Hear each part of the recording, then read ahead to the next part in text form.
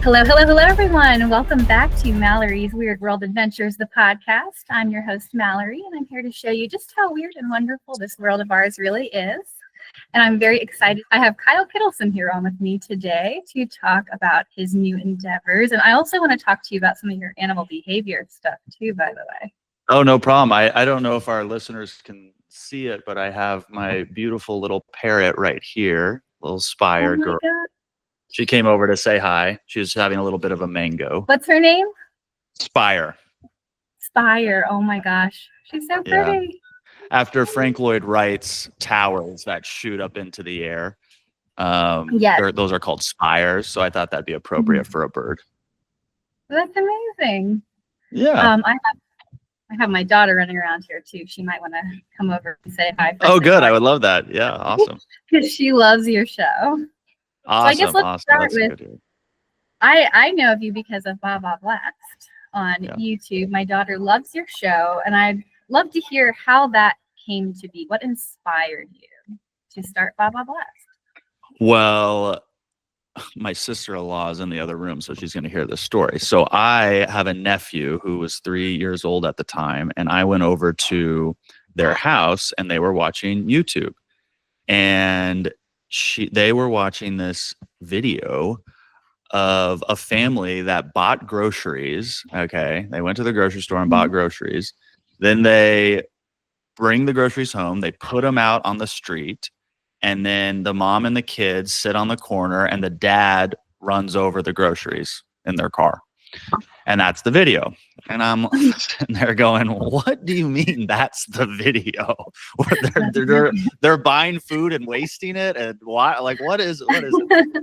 And I go, well, I kind of asked my nephew, I'm like, do you want to do a video? Like, should we make one? Because I think we can make a good one. And he goes, yeah, let's do it. So he was in the first video, our first, we'll call it the pilot episode. And it was just kind of us playing around with this idea that there would be this guy with a magic wand who would take you different places and teach you stuff. And then it turned into what it is now. And it's still morphing into what it hopefully will continue to improve. But that was it. So we filmed that October of 2021. I released it March of 2022, and then we've been cranking out episodes ever since. How long does it take you to put together an episode? Or does it depend on, I guess, where you're going and what you're doing? Yeah, it totally depends. So right now we're in a really interesting phase where I'm trying to create a mixture of what I call simple content, and then mix that with our big high production content. So if you're not familiar with Baba Blast, the high production content is lots of adventures. We've got to defeat the bad guy. We've got to save the dinosaurs. There's going to be lots of action, lots of magic, certainly educational components, and always our core mission of empathy and resilience in everything we put out, regardless if it's simple or high production, always that. But it's entertainment. It's entertaining. And then we have our simple episodes. I'm in Minnesota right now. I filmed about 2 weeks ago. I filmed every day for about 10 days. And we filmed a ton of episodes. And these are all less editing, less quote magic, less, flash, less. It's simple. It's simple stuff. And it relies more on the main character, Baba Blast, to kind of talk to the camera and move the story along rather than rely on post-production. So these simple episodes, to answer your question, we want to be able to shoot them fast and edit them fast so we can do a lot of them as possible. And it takes us just a couple hours to film one of those. For one of our big ones, it might be multiple days and then weeks and weeks of editing. I mean, it's all the post-production that takes the most amount of time. Yes, I feel that. We have 10 episodes we're delivering of our show for Amazon Prime, and that's the part that's the most intimidating. Just the and I think it's the part that takes the longest, it's the part that's most intimidating, and it's the most important part of everything. Okay, because if you've got something great, a bad editor can ruin it, and if you've got something that's not so great, a good editor can save it. You know, I feel like that's where all the magic happens, is actually when the cameras stop rolling. Definitely. Oh, I love her so much. Let's talk about your history with animal behavior too. I saw on your website that you used to work with penguins, and I also work with penguins. So I wanted You to talk did? Where? I did. So I work on the South African Penguin Foundation and with Sangkop, where we would be on Robben Island doing conservation work with African penguins. So I lived on Robben Island for part of the summer multiple times. That is unbelievable. Incredible. I would love to see pictures of that. Yes, I have tons. I'll have to send some over there. Yeah, I worked with Humboldt penguins. Okay, yes. Yeah, and I only worked with 3 intimately: Willie, Wingnut, and Eggy. And Willie was my first true love in my life. You know, I just loved that bird so much. And then I stopped working with him, and then I came back years later, like a decade later, and he didn't even remember who I was, and I was heartbroken. So part of life, I guess. But yeah, I love penguins. I've worked with a lot of different animals, from penguins to marine animals to obviously parrots. And I think that's like my real love, is animals. And that's why Baba Blast has so many animals in it. People are like, you do animals, huh? Because kids like animals. I go, kids happen to like animals. I love animals. And they also happen to like them, because kids also like cars, and you don't see me putting a lot of cars on there, you know, because that's just not my thing. But animals are my thing. I've learned more from animals than probably anything else. I love that. And it shows. My daughter loves the one where the giant tortoise, when you're at the farm. Oh yeah. Yes. And you know, we watched some Blippi in the past, and you can tell he's afraid of animals when he goes places. And it's hard for the parents to watch. Like, this man is afraid of that stingray or the penguins. He was with penguins at one point. I'm like, oh, there's penguins, and he's afraid. And you just have such a chemistry with them, and it shows. And I think it makes it even more exciting, and you know, for children to see that confidence with them. Hello, my daughter's coming to say hi. Hey, it's so good to see you. I brought a parrot with me today. Look at that. I just realized you probably can't hear me because you got your headphones on. You know what? I can hear it on both sides. So. Oh, okay, very good. I do meet a lot of kids who are fearful of animals. And I think that as long as we can be pushing curiosity over everything, I think it'll be better. You know, definitely. Yeah. That's so important. We're trying to get our daughter out into the field at some point with some penguins or some kind of animal experience, because it does build that confidence. Yeah, and I you know, my first career was in animal training, and we worked with so many kids and kids groups. And what it really does is have these children start to care about the world they live in, because it has so many because they see all these animals that they love, and now they realize, all right, we're sharing this world with these things that I love. I got to take care of it. You know, I'm going to look at recycling. I'm going to look at my waste. I'm going to, you know, care about the planet. And eventually these kids are going to be adults, you know, so. Right. What a great message. I wanted to ask you a little bit too about MedCircle. I know that's your new project you're working on. You want to tell us a little bit about that?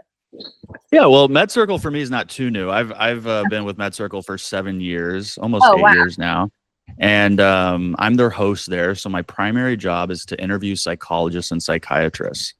And when I started at MedCircle, I knew nothing about mental health. And I was in therapy when I was 9 years old. Okay. It's not like I haven't been around the mental health world.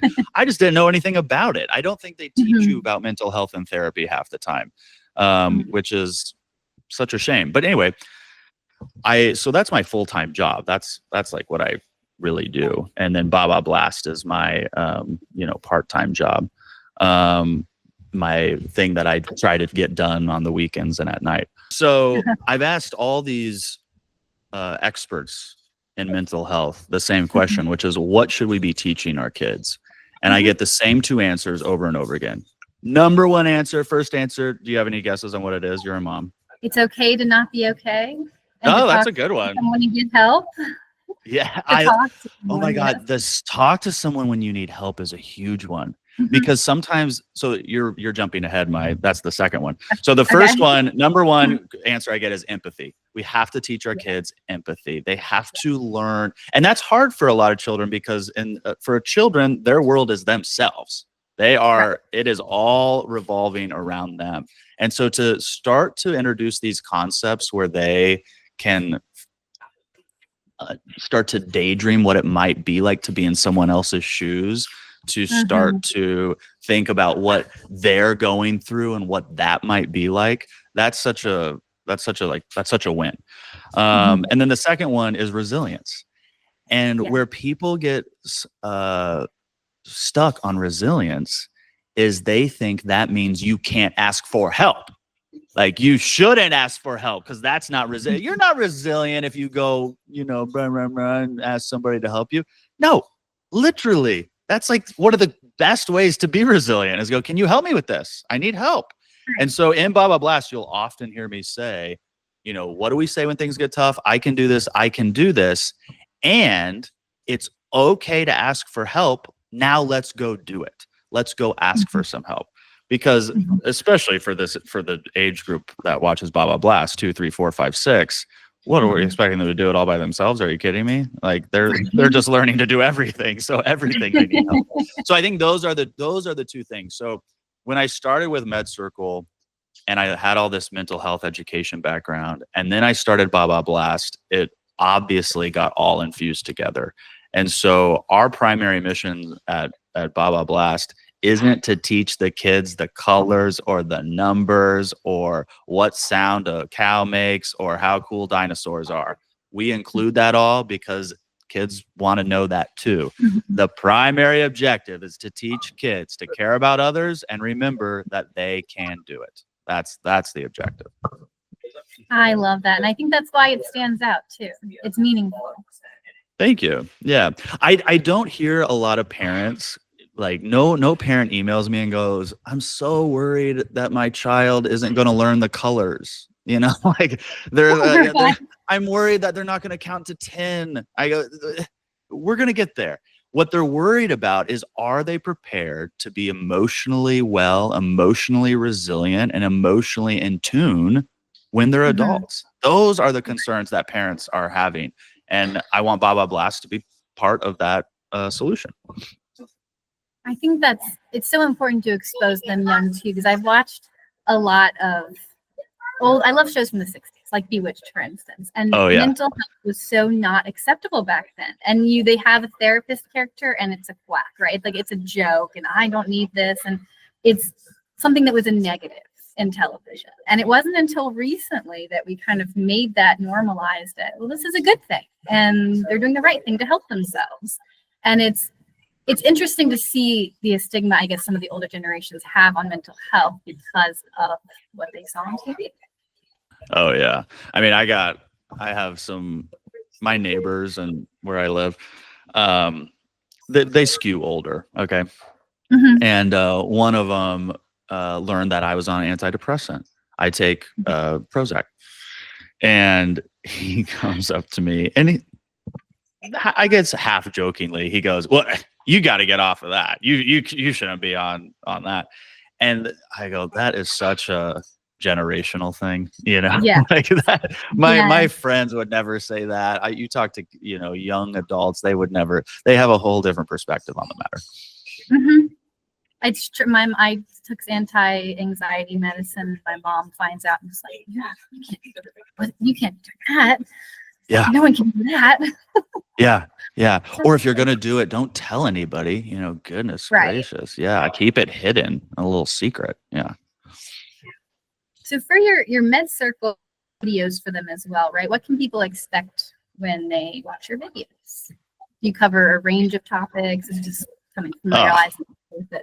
Mallory, we have every mental health topic you can think of. Okay. The DSM, which is the Diagnostic and Statistical Manual of Mental Health, we're on our 5th edition right now. Soon they will come out with DSM 6. But DSM 5 is all the lists of every disorder that's recognized by the governing bodies.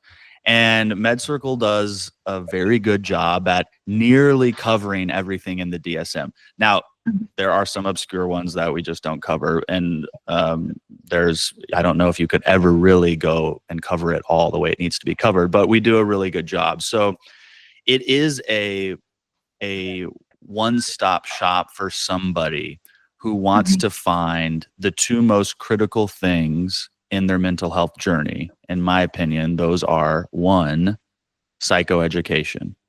It does not happen. People get depressed, they go to a therapist, they talk out their feelings, maybe they get put on a med, and that's the end of it. They never learned that they were actually participating in cognitive behavioral therapy. They never learned that the medication they're on is an SSRI and what that means. They never learned why. They might not even have learned a coping strategy, but they don't even know why the coping strategy is working in the first place.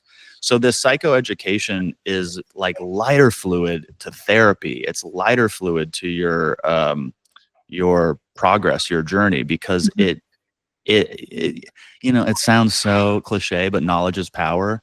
And if you want to really tackle your mental health, you better get knowledgeable on it. And AIing it and Googling it is only going to cause you mental health issues. Okay. It's only going to make it worse because it's so bad. It's just awful. If you ever tried to do that, it's just a terrible experience and it's not reliable. And so MedCircle provides reliable mental health psychoeducation. That's number 1. And I will also say that the doctors I interview are not your these are people who are at the top of their game.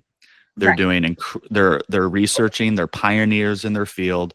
They're nearly impossible to get appointments with, and they cost a lot of money. And there's a reason they cost a lot of money. So if you want to get, I speak to Dr. Ramani on narcissism.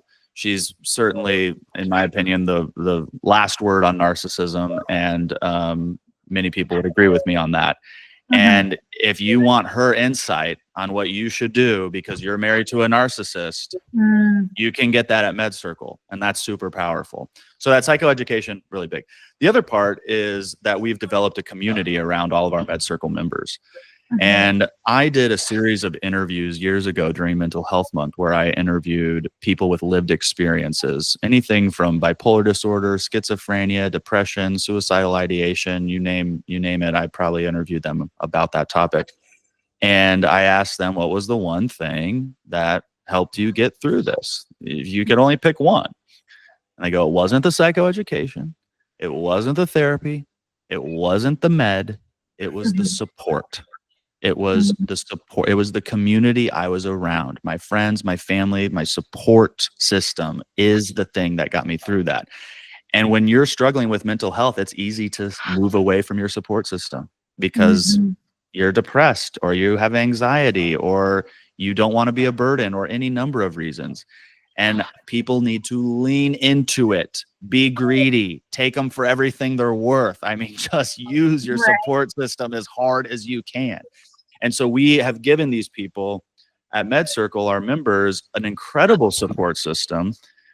I think it's so much better than a lot of other support communities or online communities because you're dealing with members who are really educated on mental health. There aren't very many MedCircle members who aren't educated on mental health. It's the natural tendency of the membership.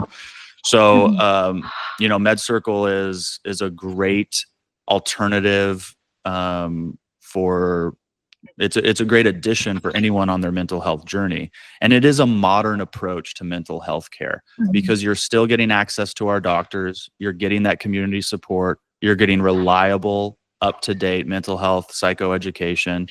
And you can do a lot with that trifecta, a lot. And if people might go, okay, well, I don't want to join a community, but I would like to learn a little bit more about avoidant personality disorder or whatever it is you want to learn about. We've got a YouTube channel with hundreds of videos, 1.7 million subscribers, millions of views a month. So go check that out and see if any of it resonates with you. And then if that resonates, then maybe, you go try a membership. But it's been a privilege to be a part of because we are, like sometimes we all try to do good.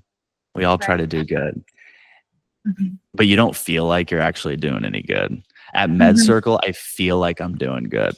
And I think we are. You know what I mean? Definitely. Yeah. That's amazing. And so is the community digital? Is there ever any in person or like local? We've never had an official in-person meetup. We've had unofficial in-person meetups.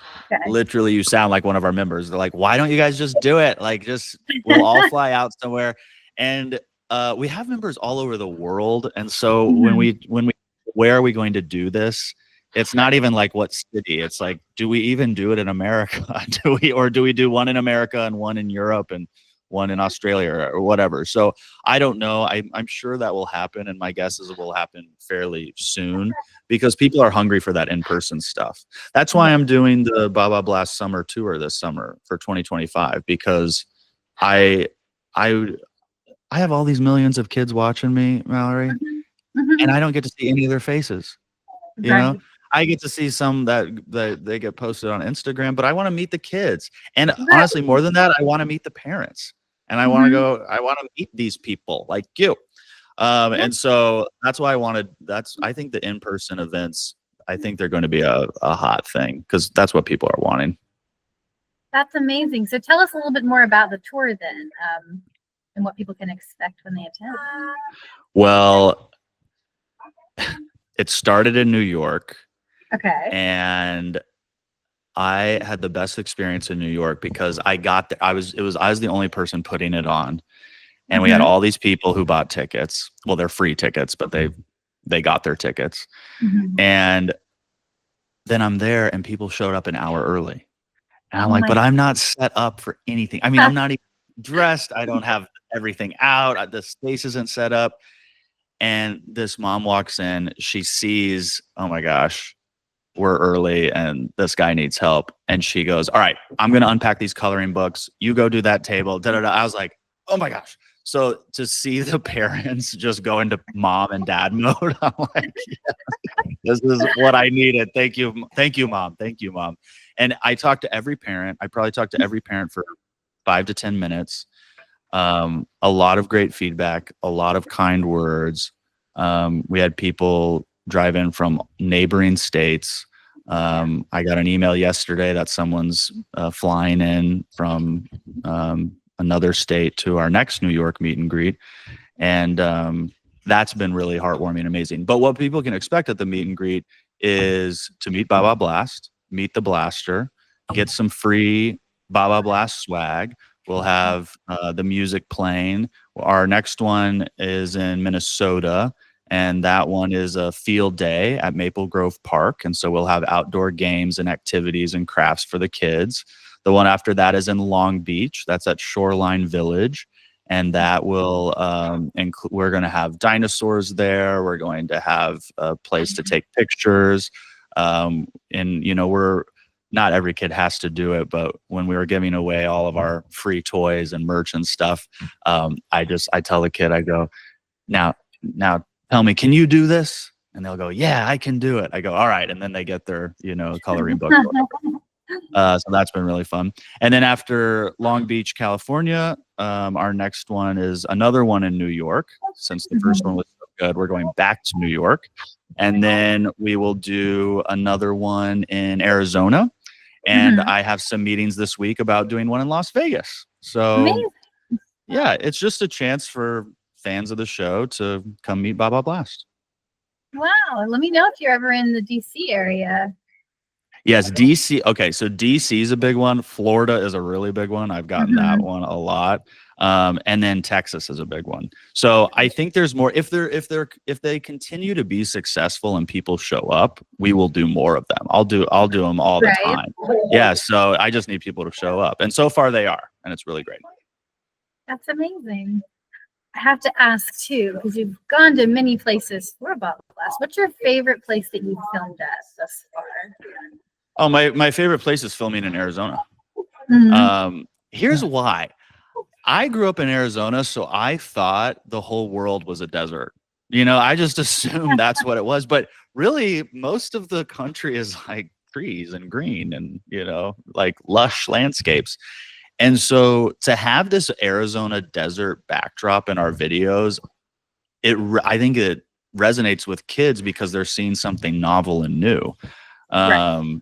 And there is a prehistoric element of being like out in the desert, I don't know. Yeah. It feels a little prehistoric. But like I said, we just finished filming in Minnesota. We did a lot of forest filming, a lot of filming out in the water. So I think that's really good. I'm very committed to filming the majority of our content outside. Mhm. I'm not a personal fan of children's content that's done exclusively on a green screen. The animation and all of that, in my opinion, Mhm. does not incite excitement about exploring our natural world. It Mhm. does not encourage outdoor play. Mhm. And Baba Blast does both of those things. Mhm. And so I want the episodes of Baba Blast to be the catalyst of them grabbing their blaster and going outside and doing their own dino hunt. If I do that on a green screen, that's hard for them to do. But if I can show them how to turn their backyard into a wonderland or a park into a prehistoric, fantasy world, then they can go do those things, or at least be Right. inspired to do those things. So we got to get outside to film these episodes. We're not going to a studio. We're not doing it inside. We're not showing someone's bedroom or living room, blah, blah, blah. We're going outside. So that's what we're doing. I love that. Well, we have the travel show, and me and my husband are members of the Explorers Club. So we're all about I'm preaching to the choir. The world. Yes. Get out there and do Yes. it. Especially great for children. I feel like a lot of kids grow up in very closed off communities and don't get to experience the world or seeing things until they're much older. And I think submerging them in that when they're young is very important. Yeah, and it's a privilege to be able to do that, Definitely. for kids and adults. And Mhm. I know that I'm in love with the ocean. That's my favorite, right? And I grew up in the desert.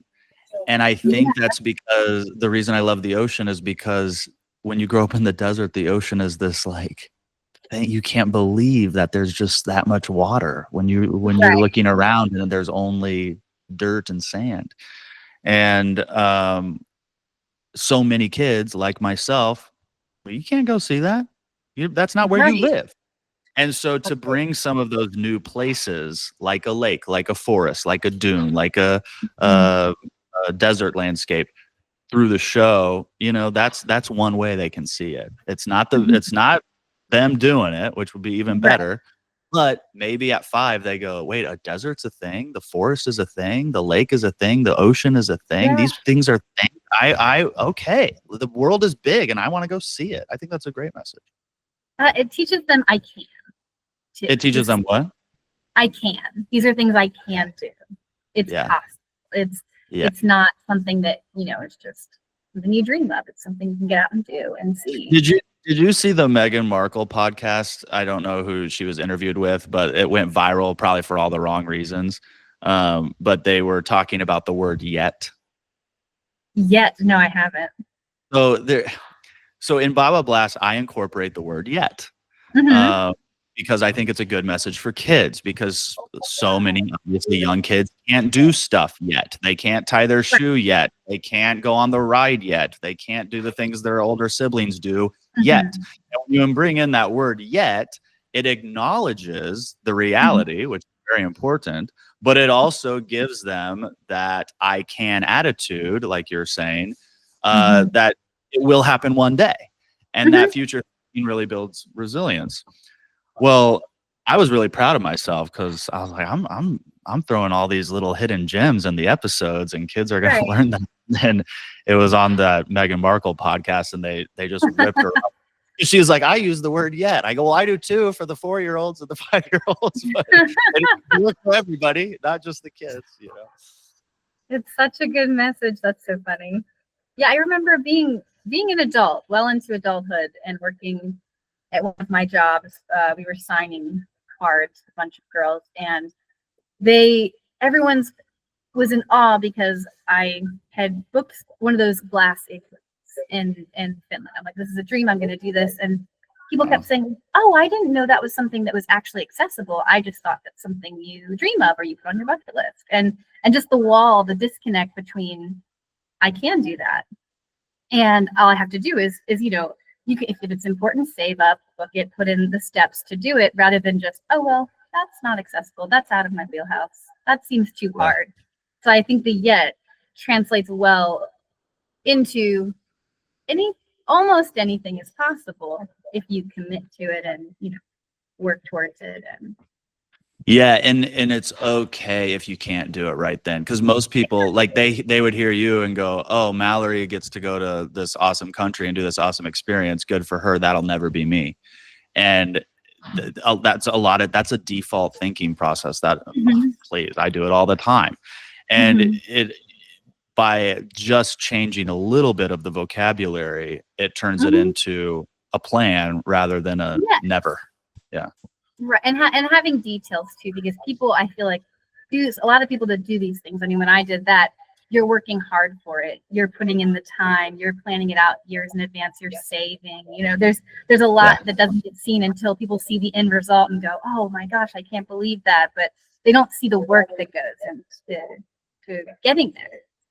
Oh my gosh! You know how many people probably look at Baba Blast and go, "Oh, he has 25 million views on this video, and all he did was this, and this." I go, "Yeah, right. Yeah, right." I wish it was that easy. Yeah. Yeah, definitely. Well, thank you so much. Is there anything else you would like to tell our listeners about today? And also, where can they find you to make sure you promote all of the things you have going on? Well, if you want to reach out to me, my Kyle@babablast.com is a great email. I get a lot of emails from parents there, and I always love hearing from parents. And if you're interested in MedCircle, you can email me, Kyle@medcircle.com. You see a theme here, it's whatever. And I'm happy to talk there as well. And I think the message for the parents listening, because out of all the different people who email me at MedCircle, the ones who beat themselves up the most are the parents. The ones that feel they're doing the worst are the parents. And some of them, I get why they feel that way, because things are really hard. The kid is sick. The kid's dealing with something big. You're dealing with something big. There can be so many things that make us feel like we're not doing good as parents. And let me just tell you, I honor that feeling and have that feeling, but you're doing so much better than you think you are. You're doing so much better than you think you are. And also, kids are resilient. They're gonna be okay. You're allowed to screw up. You will screw up, and the kid will be fine. Okay, one mistake does not screw any kid up. So go easy on yourself, and not to make this too long, but you do have to start prioritizing yourself even over your child. And people will go, oh, no, I could never do that. Kid number one. Okay, you do your thing. I'm saying, out of all the mental health experts, all the parenting experts I've talked to, unless you have got your life game, your emotional well-being on lock and ready to go, you can't even be, the best parent possible for your child. So tell that kid to go play in his room, and you go take your bubble bath, because you need it and you deserve it. That's what I think. You got to take care of you to be there for your kid. I agree. Yeah, but you really got to do it. You can't just like wear a face mask on a Thursday and go, I did it. That's not, you gotta really prioritize yourself. You really do. That's amazing. Where can people find you online? At Kyle Kittleson, pretty much everywhere. You know, I'm not huge on social media, so if you really want to get to me, one of those emails will work great. Fantastic. Thank you so much for joining me today. Thanks, Mallory. You're welcome. And until next time, everybody, stay weird.